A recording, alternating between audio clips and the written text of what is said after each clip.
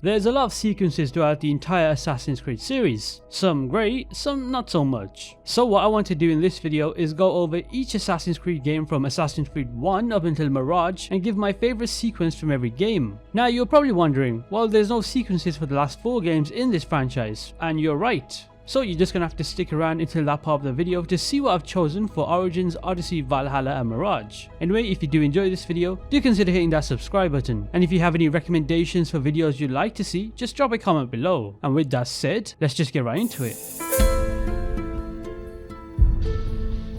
Okay, so let's start off with the very first Assassin's Creed. Now there's a total of 7 sequences, or memory blocks as they're called in this game, to choose from. Now the obvious answer may be memory block 7, as that's the most iconic, but the one I've gone with and the one I enjoy the most is a more underrated one, and that is memory block 3. Now this memory block consists of 2 very specific assassinations that I recall quite extensively. The first is the assassination of Garnier de Naplouse, whose name I probably just butchered, and the second assassination is Talal. Now when it comes to Garnier's assassination, that one to me was such an underrated Templar target to take out, not just in Assassin's Creed 1 but in this franchise as a whole. So we pretty much gather intel on our target, learning who they are and their reasons behind their misdeeds. However, the real enjoyment of this sequence begins during the interrogation phase, where conversations evolve into deep philosophical discussions. The assassination of Garnier was done so well. We learn that he's a doctor whose practices are far from ethical, known for torturing his patients, whose screams echo beyond the walls of his stronghold. I remember seeing this specific scene where one of his patients tried to escape, so he instructed his guards to break his legs to stop him from escaping. This surprised me because it was done so brutally in how the game presented it, and honestly I'm all for it. His assassination mission itself was very good. The eerie atmosphere of the hospital and all the patients around, and then even taking him out. His last few words were him saying how he was helping the patients, and that many of them were grateful for his help. It was so uncomfortable but thrilling at the same time. Now at first this of course sounds like the words of a madman, but if you think about it, it feels like he's telling the truth, because a lot of his guards were once patients that he helped from the streets. And given how the game made us unaware of how important the Apple of Eden was until that very last fight, it's pretty easy to take his words at face value. Even at one point during the assassination, he mentions, "What will become of my children?" This is also true because once we assassinate him, you'll notice that the streets of Acre become filled with sick people, just like the ones he was quote unquote helping. So if anything, perhaps he was right all along. Oh yeah, and also if you read the Secret Crusades novel, his character is shown in that book in a very different and understanding way. And that brings me to Talal, another underrated target that we had to take out during the story. His assassination, while it's not as memorable as Garnier, was still pretty interesting as it relates to Garnier's assassination, in which Talal was a slaver and was responsible for sending out slaves to Garnier in Acre. So yeah, I had to choose memory block 3, mostly for the creepy doctor assassination. Now that brings me to Assassin's Creed 2, and this one was quite difficult to decide as the story of Assassin's Creed 2 in my opinion is the peak of storytelling in this entire series. So there's a total of 14 sequences in this game, and that also includes the Force integrated 2 DLCs, Battle of Forli and Bonfire of Vanities. But if I was to pick a specific sequence out of the 14 as my favourite, I'd have to go with sequence 4 named the Patsy Conspiracy. First off, the Patsy Conspiracy itself, one of the most interesting real life historical events to know about. There's I believe 6 missions in this entire sequence, and I like them all. The amount of dramatic plot events that occurred during the sequence is simply superb. First off, there's the assassination techniques tutorial, and sure, it's nothing special, but it introduces us to the more advanced combat side of the game. This sequence also introduces us to, in my opinion, one of the most mysterious characters in this entire series with La Volpe, a character that I really like. We have a race with him parkouring across rooftop to rooftop, and somehow he's never tired or out of breath, which goes back to my mysterious character point. You know, thinking of it now,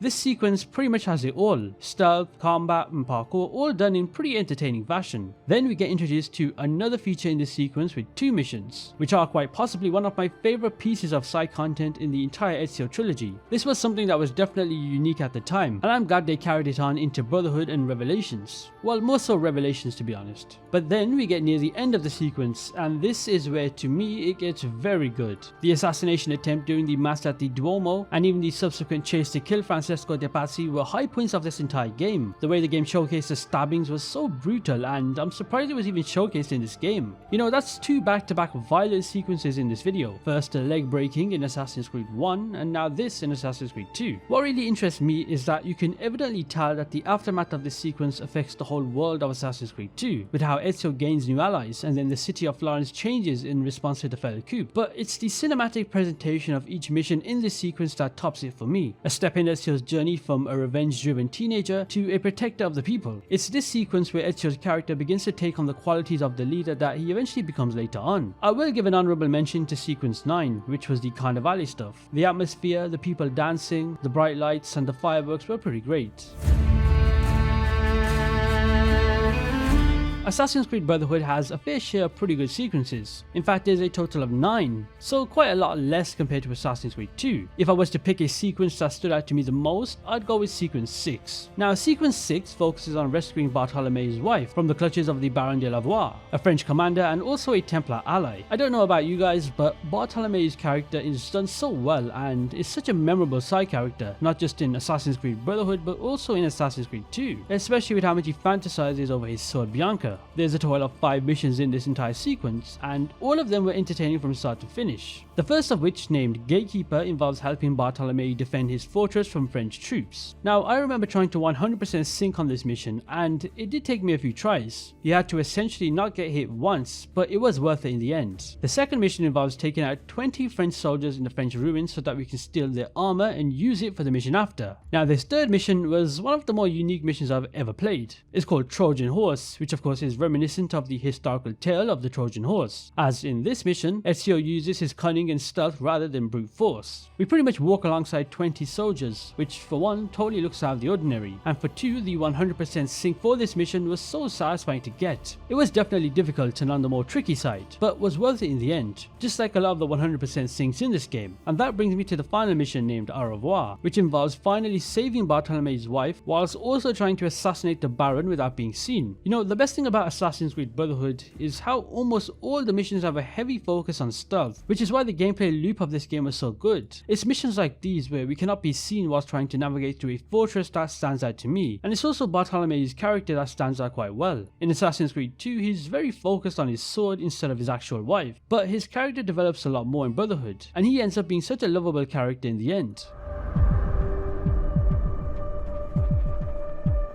And that brings me to the very last Ezio game, and that is Assassin's Creed Revelations, a very different style of sequences, missions and setting of the previous two games. Now, Assassin's Creed Revelations consists of 9 sequences, just like Assassin's Creed Brotherhood did, and these sequences are a lot more memorable in my opinion. Now, the obvious answer is sequence 9, the sequence involving Ezio where he goes to Masyaf and he witnesses Altair's skeleton in the library, but that's too boring of an answer. I want to spice things up and go with a sequence that I can recall off the top of my head quite clearly, and that is sequence 4, or more specifically the Uncivil War. Now, this sequence contains 6 missions, and it's focused on 2 very different things. For one, infiltrating Topkapi Palace as minstrels or entertainers, and for 2, witnessing the aftermath of defeating Al-Mualim from the perspective of Altair. Okay, so starting off, we have to knock out 9 minstrels so we can take their clothing. What I like about this specific mission is how the game uses the other assassins to help you, from parkouring across rooftops trying to beat Yusuf Tazim in a race, and then knocking out the minstrels with your fellow assassins felt quite satisfying, as it was not just a one-man mission, and the game uses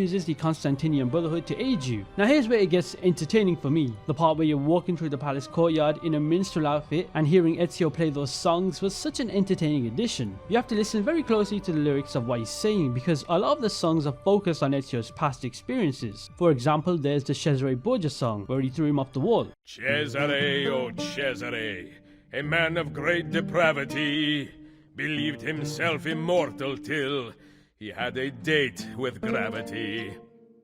And then there's the song relating to Duccio, who of course we know was the man engaged with Ezio's sister, who decided to cheat on her 6 times. There once was a man named Duccio, a rat with lecher's taste.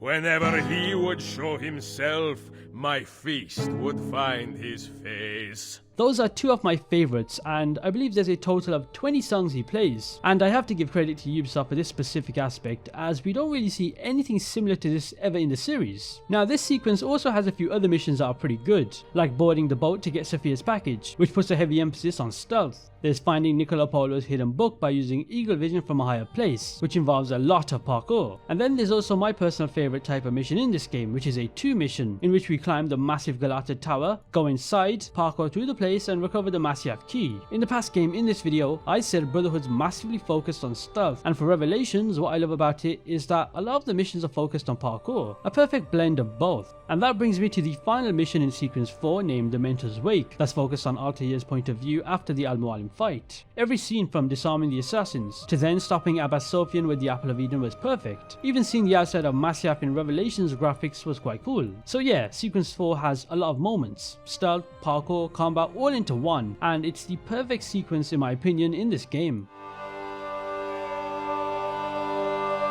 Okay, so we're moving on from the Ezio trilogy and entering a game that's a very mixed bag with its sequences. On one hand, some of the sequences are amazing and some are just very boring, but out of the 12 sequences in this game, my personal favourite and the one I've chosen is sequence 7. Now this is a bit of a contradiction because in the video I made going over my least favourite missions in every Assassin's Creed game, I chose a mission named the Midnight Ride, which ironically is in sequence 7, the same sequence I class as my favourite, but one mission does not define an entire sequence. So the first mission starts off with of course the Midnight Ride, which I'm going to brush over aside real quick. The second mission is named Lexington and Concord. Now I love this mission because it showcased the war and brutal side of the game's time period, which was something about Assassin's Creed 3 I liked a lot. We have a time limit and we have to deliver a letter to Concord whilst all the war is going on in the background. The mission's atmosphere makes you feel the danger of the era, where a single shot could be fatal. It also includes commanding a firing line, which reminded me a lot of the canon mission in Assassin's Creed Brotherhood's Monteriggioni. It felt like it blended a mini-game into the main storyline. Now fast forward to the final 2 missions in this sequence. The first being Conflict Looms. This mission showcases Connor's badass and careless nature as he does whatever the hell he wants. It's missions that involve chasing something or running away from something that are my favourites. Now do not get that confused with tailing missions, as those are incredibly slow and are just implemented to increase the runtime of a game. I love this specific mission as we're essentially running into cannon fire and gunshots in true badass fashion. We have to destroy 2 ships to stop the firepower and essentially replace the mast of the ships to show our completion. And that brings me to the Battle of Bunker Hill, a real life historical event portrayed in Assassin's Creed 3 in such high magnitude. We see Connor's personal vendetta against the Templar influence with this war. His mission is to assassinate the Templar John Pitcairn amidst the chaos of the battle, and it's so entertaining in how it's portrayed. It really does emphasize the core Assassin's Creed gameplay elements of stealth, parkour and precision. Just seeing an ocean of British soldiers get decimated before you in a battlefield, and if you look at the minimap, it's a sea of red dots, which was definitely a sight to see. And then there's the actual assassination. He had to navigate this entire war zone untouched without drawing attention, and doing this really does encapsulate the true essence of patience and stealth. Assassinating Pitcairn was satisfying because of where he's located. He's just surrounded by his own soldiers. Now here's where it gets even more interesting. His final words kind of stuck with me as what he said was very impactful. He says, "You wield your blade like a man and your mouth like a child, and because of it, more men will die." To which Connor replies, "It is better to have faith in something than in nothing at all." These words made me think deeply about the true nature between assassins and Templars. There's a video on YouTube made by the Spaniard and it's called "Are the Templars Low-Key Right?" I recommend watching that video to get a much deeper understanding of the mindset of Templars, as it's a pretty interesting watch.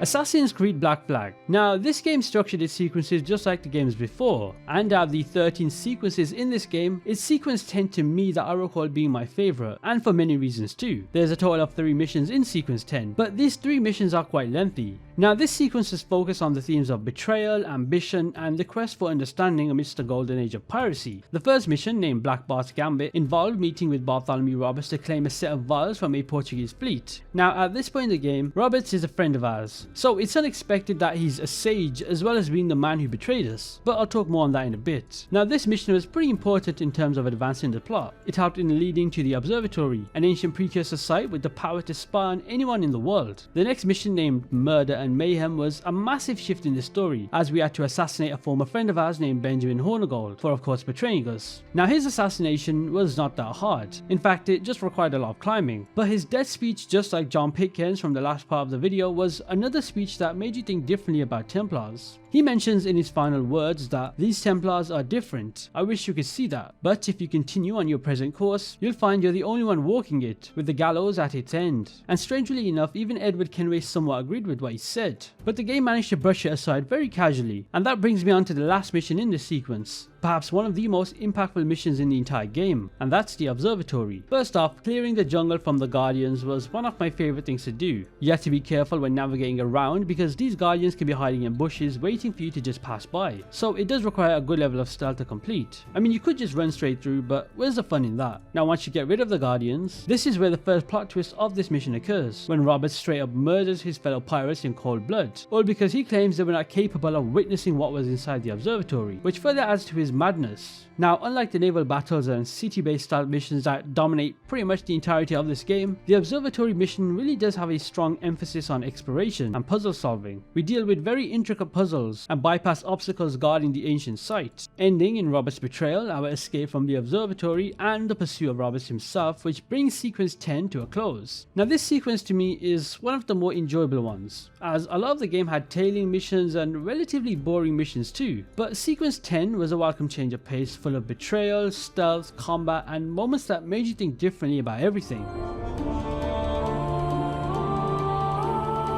Okay, now moving on to Assassin's Creed Rogue. The sequences in this game are a lot different compared to every other game. For one, they're relatively short as the game itself is not long at all. And for two, the first few sequences consist of Assassin Shay and the rest consists of Templar Shay. But if I was to pick a specific sequence out of the 6, I'd have to choose a sequence near the start of the game, and that is sequence 2. Now this sequence has it all. It's more focused on the assassin side of Shay, and it consists of 5 missions, all of which are entertaining in their own way. The first one is called One Little Victory, and it's focused on retrieving the mysterious artifact known as the precursor box from a Templar named Samuel Smith. It's a very Black Flag-esque mission that involves chasing another ship and naval combat, and honestly, rogue ship combat is so underrated and it doesn't really get the praise it deserves. Yes, it's not as good as Black Flag, but it's a close second in my opinion. The second mission in this sequence is named We the People. Now this mission involves Shay hunting down a Templar named James Wardrop in order to recover a manuscript. If you know your lore about the franchise, then you'd know that this manuscript goes way back to the likes of ancient Baghdad times. The mission itself is pretty cool. It involves stealth and sneaking into the Albany Congress. Wardrop's assassination itself was one of my favourites, as it involves scaling a massive fortress while trying not to get detected at the same time. Now yet another one of my favourite memory corridor speeches comes from this assassination, in which Wardrop states, "We bring order from the chaos. If everything is permitted, no one is safe." You know, thinking of it now, this video is slowly turning me into an Abstergo spy. Maybe I already am. Anyway, once we've obtained the precursor box and also the manuscript, it's time for the third mission in this sequence. And I won't lie to you, this one is kind of a mediocre mission in a way. It pretty much involves getting Benjamin Franklin to decipher the precursor box. And after doing this, that's when the fourth mission starts. And this mission is by far the most intense and action-packed in the entire game. And when I played this mission for the very first time back in 2014, it was such a baffling sight to witness. So once we discover that there's a supposed piece of Eden located in Lisbon, Portugal, we get tasked with retrieving it. And little did we know, it will lead to a mass destruction. Now, even though we can barely explore Portugal in this game, just knowing that we get transported here is pretty cool to know. And then the escape sequence involving a massive earthquake was so intense, action-packed and destructive all in one. It was such a good and relatively accurate depiction of the real earthquake, of course with the Assassin's Creed Apple of Eden twist into it. And the way Shay's belief of the creed gets turned on its head was a defining moment for the story and also Shay's character as a whole. And then there's the ending of the sequence, something that we've never seen in this entire series. Just seeing all of the assassins chase Shay at the homestead and backing him into a cliff edge and then he jumps off was done pretty well. Now this scene is also funny because it seems like he's about to jump into the water, but he hits the goddamn ground and somehow survives that massive fall. But hey, that's the power of main character plot armor, I guess. Now, moving on to Assassin's Creed Unity, and for this one there were a lot of sequences to choose from that I really enjoyed. There's a total of 12 sequences in this game, well 13 if you really want to add the Dead Kings DLC, but the one sequence I've chosen as my favourite is sequence 9. Now this sequence consists of 3 missions, and the focus here is on a Templar named Maria Levesque. Her entire sequence was one of my favourite assassination targets in this entire game. So the first mission, named Starving Times, involves gathering information about Maria and her role as a Templar within the game. This mission to me also has one of my favourite optional objectives, which requires you not to touch the water at all whilst chasing a boat. But it's the second and third mission in this sequence that really does a great job. So after we gather intel about our target, and that she'll be at the Luxembourg Palace, it's time for us to assassinate her. And the black box mission involving this assassination was very unique. You had optional objectives to rescue Thomas Levesque, who is her husband. I believe the reason he was imprisoned was because he discovered that his wife was in fact a member of the Templar Order. The other optional objective was not to trigger any alarms, which is always going to be a challenge in itself. Even the building itself was one of my favourite locations for a black box mission assassination to take place. The Luxembourg Palace, not just in the game but in real life, is such a beautiful building, and coincidentally it's also a place I managed to visit in real life, although I don't really recommend France as a holiday destination in general. Anyway, in terms of the location in the game, there's a lot of entries, a lot of stealth opportunities, different escape routes, and it's just the perfect location for a mission to take place in. I will say the memory corridors in this game was absolutely horrendous. I don't know whose idea it was to replace traditional memory corridors where we get to speak to our targets with those flashback scenes, but god damn, it was poorly implemented. They just felt so lacking and left much to be desired. Now the standout moment for me in this sequence came after the assassination, in which we need to escape with Elise in a hot air balloon. It's one of the few instances in this entire game where Ubisoft seemed to infuse honor with a more relatable human quality. The concept of chasing after a balloon was something different and fresh in the entire series. Even the romantic and dynamic exchange between Anna and Elise throughout the entire mission added a very lively touch, at least until the dialogue began to repeat itself. The parkour moments during this balloon chase felt a lot more smoother than those in the other chase missions in this game, such as the boat chase. The sequence then ends with a very romantic kiss between the two as the hot air balloon just simply drifts off into the distance. Okay, now moving on to the last quote-unquote traditional Assassin's Creed game with sequences. And picking a sequence in this game was very easy. There's a total of 9 sequences, and my personal favourite is by far sequence 8, which focuses heavily on Jacob and Maxwell Roth. I'm sure a lot of you can agree with me on this one. There's a total of 4 missions in this entire sequence, and each one is so good in terms of storytelling between Jacob and Maxwell Roth. It's important for Jacob's development as it marks a very important turning point in the game. So the first mission is pretty much setting the scene for both Roth and Jacob as they propose an alliance against Crawford Starrick. We're sent to destroy a shipment of dynamite intended for Starrick, as well as steal a train owned by the Templars. Now this mission pretty much solidifies that Jacob and Roth are now considered friends, and it seems like Roth will play a helpful role throughout the entire rest of the game. The next mission in this sequence was one of my favourites, and it focuses on kidnapping 3 of Starrick's henchmen for Maxwell Roth. Now the reason this mission was so fun to me was because of the kidnap mechanic, and how stealth focused all 3 missions were. This is quite literally what I embody stealth missions to consist of, not getting detected and managing to sneak out the area with the target. The third mission in this sequence was the big plot twist. The mission that I'm sure shocked all of us when we played. The idea of this mission was to help Maxwell Roth in destroying what appears to be one of Crawford Starrick's workshops. But little did we know, Roth is actually a fucking psychopath, as he's willing to burn the workshop along with the kids inside of it. Now this completely changed Jacob and Roth's relationship, as Jacob immediately went to rescue the kids from the workshop in true hero fashion, and after learning about Maxwell Roth's sinister intentions and how batshit crazy he truly was, this is where Jacob cuts ties with him. This is also where at the end of the mission one of Maxwell Roth's henchmen delivered a box to Jacob that contained Maxwell Roth's own pet crow dead inside, and an invitation to the Alhambra Music Hall where he's holding an event. And so the mission ends right there, which opens up the final mission and one of the very best missions in this entire game, named Final Act, which, thinking of it now, is a very fitting name for how the events play out. In this mission we head to the Alhambra Music Hall, not for entertainment but to assassinate Maxwell Roth himself. The mission begins with sneaking into the very intricately detailed theatre, with them presented with various strategies to approach Roth, including tampering with drinks, dealing with thugs, and utilising stage props. Just being able to hear their speech throughout the entire mission play gave you goosebumps, and his character was such an interesting one in the franchise as a whole. It's those maniacal and batshit insane characters that truly stand out. Anyway, his assassination was pretty strange. He decided to kiss Jacob on the lips, which was very questionable, but after doing some research, it turns out that both Jacob and Roth were gay, so who would have thought?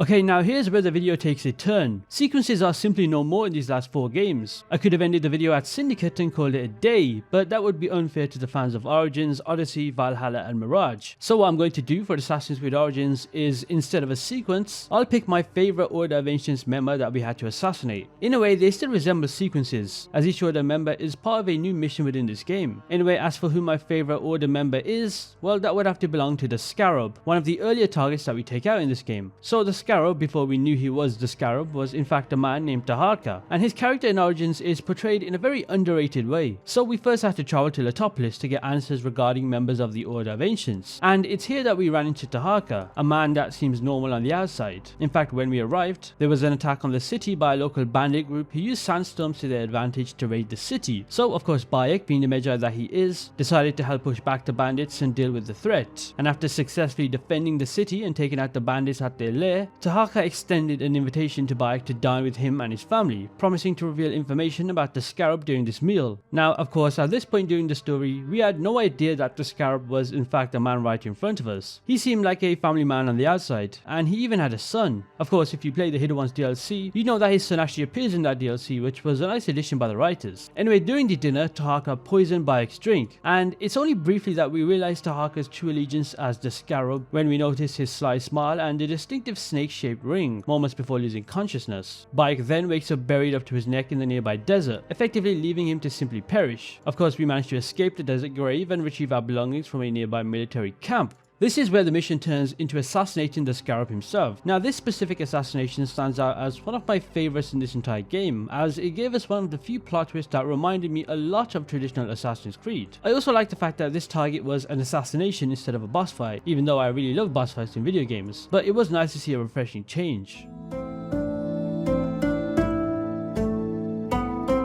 Okay, I'm gonna be honest, this specific part of the video is going to be short. There was no Order of Ancient members that were entertaining to take out. There were no sequences. The main mission structure was all over the place. And I genuinely have no idea how to even talk about Assassin's Creed Odyssey in this video. So what I'm going to do is just go over one specific mission in the entire game that stood out to me quite a lot. And it's a more underrated one and not really talked about mission. And that mission is named A Mother's Prayers. And it's focused on when Cassandra managed to finally find Marine, who is of course her mother, and it's a very emotional mission. Now, the reason this mission stands out is because in a game where the facial animations and emotional moments are pretty much non-existent, it's this scene where they reunite with each other that surprisingly has good facial animations, and the whole cutscene felt well fleshed out. It's rare to see Cassandra's face have any emotion, so that's why this mission stood out to me the most. But other than that, I cannot really talk about specific sequences in this game as there is just none. And it's not like Origins where I can talk about a specific Order member, or like Valhalla where I can talk about a specific arc, so this is just gonna have to do.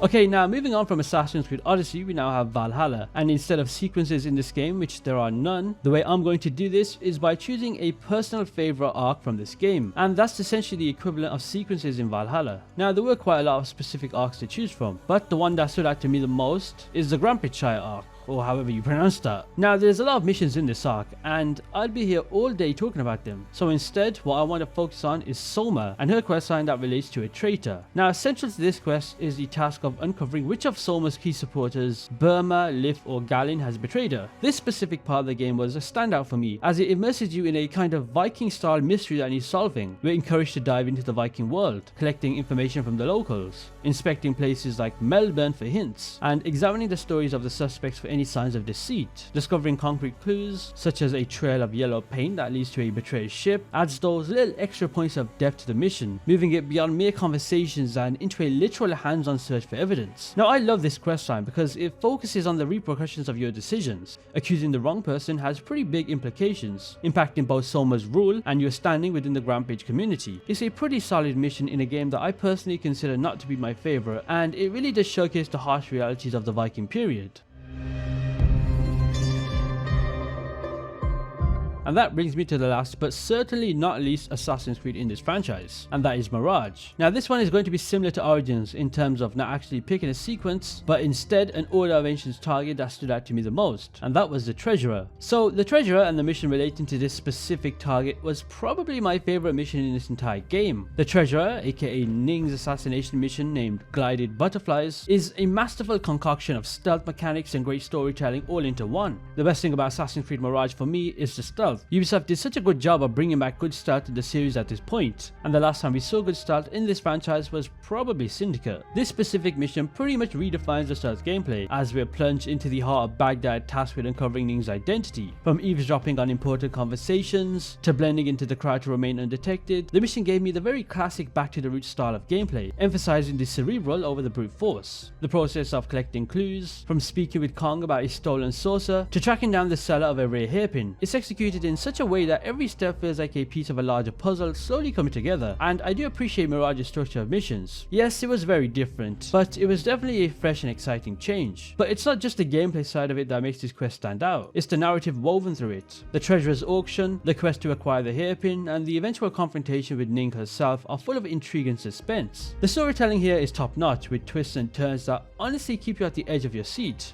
Even Ning's character, revealed through her actions and the final monologue, adds extra points to the game's exploration of power, ambition, and the lengths to which individuals will go to secure their position. And then there's the assassination itself, where the art of kill was as much about the chase and the puzzle of access as it was about the act itself. And I mentioned earlier, it was very much a traditional Assassin's Creed feeling. It ends with you escaping following the assassination, and the mission ends right there. It's definitely my favorite mission in this entire game, and it's one that I'll probably have stuck in my head for a while. So there you have it. That is my personal favorite sequence from every Assassin's Creed game. Now it is a shame that the sequence style of missions just faded into obscurity in more recent games, as I'm sure a lot of us can all collectively agree that they were structured in a way that was more exciting. Now do remember that this video was all my own opinion, and it's completely subjective to the person making it. In fact, you may have a different opinion on pretty much every sequence in this video, and that's perfectly fine. It's just what I prefer and what I love with each sequence. Anyway, if you did enjoy this video, be sure to hit that subscribe button. And with that said, I'll see you in the next one.